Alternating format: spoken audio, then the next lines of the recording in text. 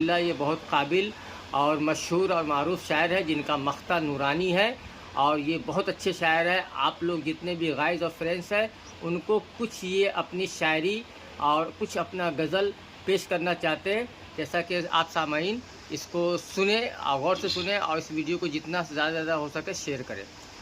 السلام علیکم ورحمۃ اللہ وبرکاتہ۔ محترم حضرات، آج میں ایک آپ لوگوں کی عدالت میں مکمل غزل پڑھ رہا ہوں۔ پہلے ایک مطلب پڑھ دیتا ہوں، پھر اس کے بعد میں کچھ اور باتیں کریں گے۔ مطلب یہ ہے کہ حسینوں کی ہنسی سہاروں کو، حسینوں کی ہنسی سہاروں کو اچھا کر دیتا ہے بیماروں کو، اچھا کر دیتا ہے بیماروں کو۔ یہ مطلب ہے، میں اس کی پوری غزل آپ لوگوں کے سامنے پیش کروں گا۔ لیکن جب یہ مطلب میں نے پڑھا تو مجھ سے ایک آدمی سوال کر دیا تھا کہ بھائی آپ لوگ یہ شعر بناتے ہیں تو کتنی جلدی بن جاتا ہے، کتنا دیر لگتا ہے؟ میں بولا بھائی اس میں کافی دیر لگتا ہے، یہ اتنا آسان نہیں ہے اس کو بنانا، اس کے اندر بہت محنت ہے۔ کہ آپ کیا سمجھتے ہیں کہ پکا پکایا ہوا مل گیا اور کھا لو پہن لو؟ ایسی باتیں نہیں ہے، اس میں بہت کچھ وقت لگتا ہے، بہت وقت صرف ہوتا ہے اور بہت محنت لگتی ہے، بہت دماغ لگتا ہے۔ میں آپ لوگوں کو ایک مثال سے سمجھانا چاہتا ہوں۔ دیکھیے دراصل یہ مثال آپ لوگوں کو نہیں سمجھا رہا ہوں، میں اس کو جو جواب دیا تھا یہ آپ لوگوں کی عدالت میں رکھ رہا ہوں۔ میں اس کو ایسا مثال دیا کہ بھائی جیسے سمجھ لو کہ آپ اپنی کپڑا پہنے ہوئے ہو تو کیا سمجھتے ہو؟ یہ پہنا پہنایا سلا سلا آپ آ گیا پہن لیے؟ یہ تو زمانہ حال ہے۔ آپ زمانہ ماضی میں جائیے کہ وہ کپڑا کیسے آپ نے پہنا ہے، تو آپ کو جانا پڑے گا اس کسان کے پاس جو زمین کو جوت کر، زمین کو چیر کر کپاس پیدا کرتا ہے۔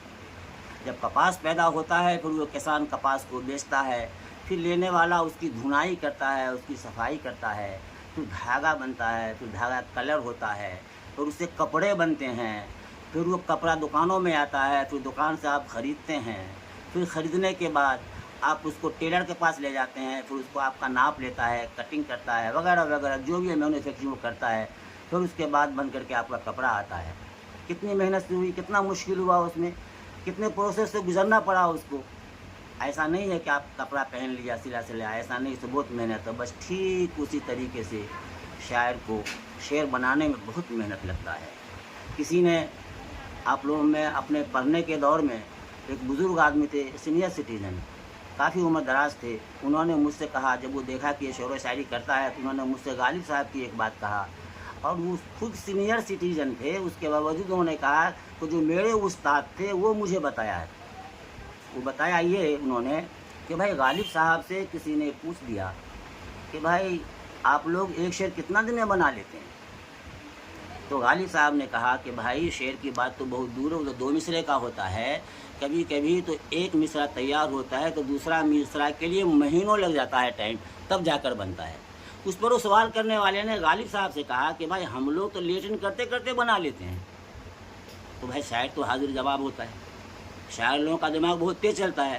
فوراً نے غالب صاحب کہا کہ جیسے تم لیٹن کرتے کرتے بنا لے تو ویسے بانس بھی تو آتی ہے۔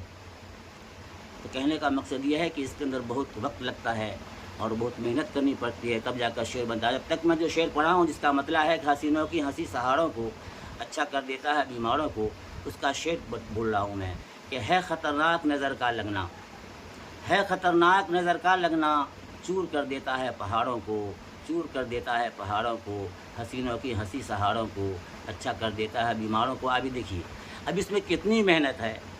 مطلع میں دونوں مصرے ایک جیسے ہوتے ہیں، اس کے اندر کچھ بھی کرنا نہیں ہوتا ہے، ردیف اور قافیہ دونوں میں ہوتا ہے۔ لیکن جب شعر پڑھتا ہے، دراصل میں آپ لوگوں کو نہیں اس کو جواب دے رہا ہوں، جب شعر پڑھتے ہیں تو مصرع اولا میں قافیے کا اور ردیف کا کوئی قید نہیں ہے، لیکن پھر ثانی میں قید ہو جاتا ہے، جیسا کہ ہم نے آپ کو پڑھ کر کے سنایا، اور پوری مکمل غزل سناؤں گا، اور بھی اس میں شعر باقی ہیں انشاءاللہ آگے سناؤں گا میں۔ میرے استاد نے ایک بات کہی تھی غالبی صاحب کے بارے میں، کتنا حاضر دماغ شاعر ہوتا ہے۔ غالب صاحب کو کسی امیر نے دعوت دیا کھانے کا، اس میں اور شعراء کرام کو دعوت تھی، بہت سارے شعراء کرام وہ حاضر ہوئے دعوت کھانے کے لیے۔ غالب صاحب کو کوئی ضروری کام تھا، انہوں نے لیٹ کیا آنے میں، اور پہلے اپنے شاگرد کو بھیج دیا کہ تم جاؤ اور میں بعد میں آتا ہوں۔ چونکہ وہاں سارے شاعر جمع تھے، شعراء کرام ایک جگہ اکٹھا تھے، تو ان لوگ خاموش تو رہنے والے نہیں، سب اپنا اپنا کلام پیش کر رہے تھے۔ اب یہ بھی تو غالب صاحب کے شاگرد تھے، انہوں نے کہا کہ بھائی اگر آپ لوگوں کی اجازت ہو تو میں بھی ایک شعر پڑھوں۔ سب نے کہا کیوں نہیں بھائی، پڑھیے پڑھیے۔ تو انہوں نے جو شعر پڑھا غالب صاحب کا شاگرد، وہ سنیے آپ، وہ شعر اس طرح پڑھا، مصرع اس نے کہا کہ شراب سیخ پہ ڈالے کباب شیشے میں، شراب سیخ پہ ڈالے کباب شیشے میں۔ جب اتنا کہا یہ مصرع تو سارے شعراء کرام ہنسنے لگے۔ بھائی یہ تو تم غالب صاحب کی توہین کر رہے ہو، یہ تو شعر کا مصرع جو تم پڑھ رہے ہو تو مصرع ہی غلط ہے۔ شراب تو شیشے میں ڈالا جاتا ہے اور کباب سیخ پہ، تم بول رہے ہو کہ شراب سیخ پہ ڈالے کباب شیشے میں۔ وہ ہنس رہے تھے سب شعراء کرام۔ اتنے میں غالب صاحب آ گئے۔ غالب صاحب دیکھے کہ سب شعراء کرام ہنس رہے ہیں تو غالب صاحب نے کہا کہ بھائی آپ لوگ کیوں ہنس رہے ہو؟ بولے غالب صاحب آپ کی توہین کر دیا آپ کا شاگرد۔ بولے وہ کیا ہوا بھائی؟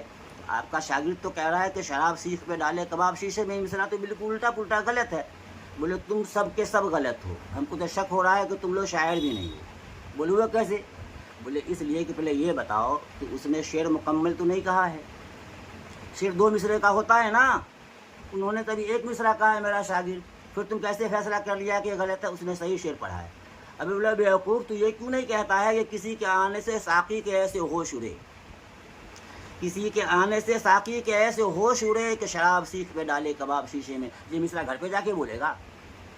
اب میں بولنا یہ چاہتا ہوں حقیقت میں وہ مصرع غلط تھا، لیکن حاضر دماغی ہے غالب صاحب کی، انہوں نے غلط مصرے کو صحیح کر دیا کہ کسی کے آنے سے ساقی کے ہوش اڑے۔ ساقی پلانے والی کو کہا جاتا ہے، جب ساقی کو ہوش ہی نہیں ہے تو کچھ بھی کر سکتی ہے وہ۔ یہ ہے حاضر دماغی شاعر کا۔ پھر کہنے کا مقصد یہ ہے میرے دوست، میرے بھائی، میرے محترم ساتھی، کہ جب آپ لوگوں کو کوئی شاعر کا شعر ملے تو اس کو لائک اور سبسکرائب ضرور کر دیا کیجیے۔ بہت محنت لگتا ہے، آپ لوگوں کا وقت ذرا سا جائے گا، کم سے کم آپ اتنا کر دیں گے تو شاعر کو حوصلہ ہوگا، اور ہم جیسے چھوٹے چھوٹے شاعر کو تو اور حوصلہ ہوگا۔